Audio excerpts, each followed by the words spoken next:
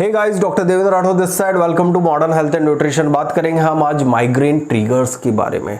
Migraine trigger और इसका weather से क्या कनेक्शन होता है, आज उसी विषय पर चर्चा रहेगी। तो अगर आप चैनल पर नए हैं तो प्लीज सब्सक्राइब कर दीजिए चैनल को और बेल नोटिफिकेशन दबा दीजिए ताकि आने वाली सारी हेल्थ अपडेट आपको मिलती रहे।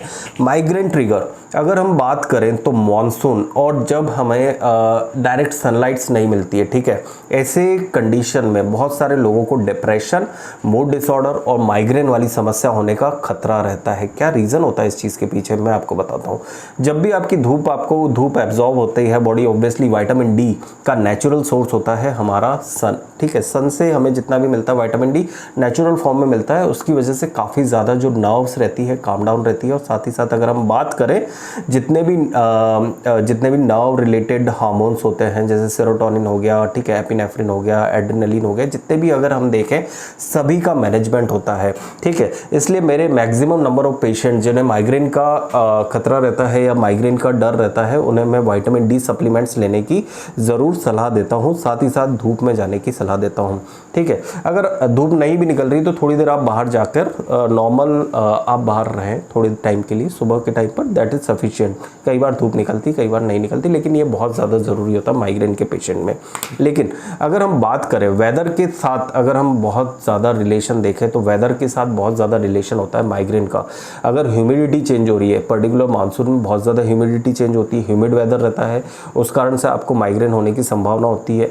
ये मैं नहीं कह रहा, ये नॉर्मल स्टडीज़ और जो हमारे पास पेशेंट्स आते हैं वो हमें ये वाली कंडीशन बताते हैं, ठीक है। एकदम से गर्मी का बढ़ना, एकदम से जैसे आपने बारिश हुई, काफ़ी देर तक बारिश हुई, फिर एकदम से बारिश रुक गई और एकदम से कभी धूप निकल जाती है, उस वाली कंडीशन में माइग्रेन ट्रिगर होता है। कई बार हमें ये देखने को मिलता है कि एकदम से सनलाइट और आँखों पर जो एकदम से सनलाइट्स पड़ती है, लाइट्स पड़ती है, खुशबू आती है बारिश के अंदर, या कुछ भी बहुत सारी चीज़ें होती है जो माइग्रेन को ट्रिगर करती है। Obviously mood disorder season affective disorder होता है जो कि हमें मानसून में देखने को मिलता है। तो उस वाली कंडीशन में you should avoid all. First thing is that कि आप है ना अपने ट्रिगर को पहचानें, ठीक है। कई बार अगर आपको वेदर के कारण होता है, टेम्परेचर चेंज के कारण हो रहा है, ह्यूमिड वेदर के कारण हो रहा है, लाइटिंग के कारण हो रहा है, तो सबसे पहले माइग्रेन वाले पेशेंट को यही सलाह देता हूँ कि अपने जो भी आपका फैक्टर है, ठीक है, जो आपका माइग्रेन बढ़ा रहा है या माइग्रेन की कंडीशन को ट्रिगर कर रहा है, तो वो कंडीशन आप पहचानिए। फिर उसके अकॉर्डिंग आप अपने डॉक्टर से मिलिए, डॉक्टर आपको सलाह देगा कि आपने को क्या मेडिकेशन लेना है, ठीक है। नेक्स्ट थिंग, माइग्रेन मतलब हम जैसे अगर बात करें तो नियर अबाउट 97% लोगों में, मतलब मैक्सिमम कभी ना कभी विटामिन डी की कमी देखने को मिलती है। बहुत सारे लोग हैं अभी, और आफ्टर लॉकडाउन तो मेरे जितने भी नंबर ऑफ पेशेंट्स मैंने देखे हैं, हर किसी में भी 100% लोगों में विटामिन डी की डेफिशिएंसी देखने को मिलती है। डेफिशिएंसी का छोड़ो, मतलब अगर मुझे चाहिए 30 से अबोव रेंज चाहिए, उन लोगों में 4, 7, 8, 12 इस तरह की रेंज हमें देखने को मिलती है विटामिन डी की। तो हम ना उस केसेस में सप्लीमेंट्स के साथ साथ हम उन्हें धूप में रहने की सलाह देते हैं। तो ऑब्वियसली उस वाली कंडीशन में माइग्रेन का ट्रिगर होना बहुत ज़्यादा मतलब हो सकता है, मतलब बहुत ज़्यादा कॉमन होता है।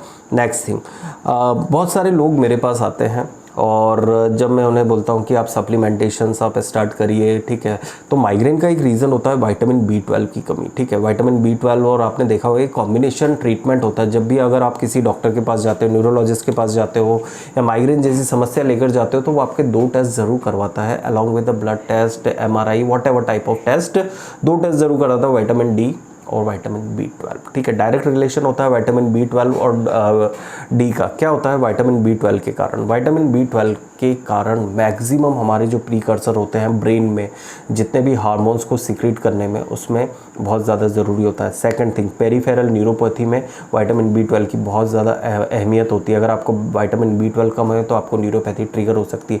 नर्व डैमेज होने के चांसेस रहते हैं विटामिन B12 की कमी में, तो उस वाली कंडीशन में विटामिन B12 आपको लेना चाहिए। Vitamin B12 maximum number of people में कम इसलिए मिलता है क्योंकि सारे एनिमल प्रोडक्ट्स में वो मिलता है, दूध, डेयरी, चिकन, जितने भी हम नॉनवेज प्रोडक्ट्स होते हैं, एग्स, इन सब में आपको विटामिन B12 मिलता है। आप ये सोचें कि आपको सीरियल्स में विटामिन B मिल जाए या फिर दाल रोटी इसमें विटामिन मिल जाए, तो नहीं मिलता है। कुछ फोर्टिफाइड फूड आते हैं वेजिटेरियन, जो कि विटामिन B12 उसके अंदर अलग से मिलाया जाता है, तो उस वाली कंडीशन में आपको विटामिन B12 मिल सकता है, लेकिन ये सफिशिएंट नहीं होता। तो आप अपने डॉक्टर से ज़रूर सलाह लें। अगर आपका विटामिन B12 कम आता है तो you should start the vitamin B12 also. ठीक है, तो ये था मेरा व्यू माइग्रेन के बारे में कि आपको माइग्रेन अगर आपको है तो आपको कौन सी चीज़ें आपको ध्यान रखना चाहिए और किस तरह से आपको उसको हैंडल करना चाहिए। तो होप सो आपको पसंद आया होगा, तो ज़रूर इस वीडियो को लाइक कर दीजिए, शेयर कर दीजिए, सब्सक्राइब कर दीजिए चैनल को, और आने वाली सारी हेल्थ अपडेट आपको मिलती रहेगी। ठीक है, साथ ही साथ हमारी डिस्क्रिप्शन में दी हुई लिंक पर जाके आप हमसे परामर्श ले सकते हैं और हमारी सारी आपको इन्फॉर्मेशन वहाँ पर मिल जाएगी। Thank you so much guys. जय हिंद, जय भारत।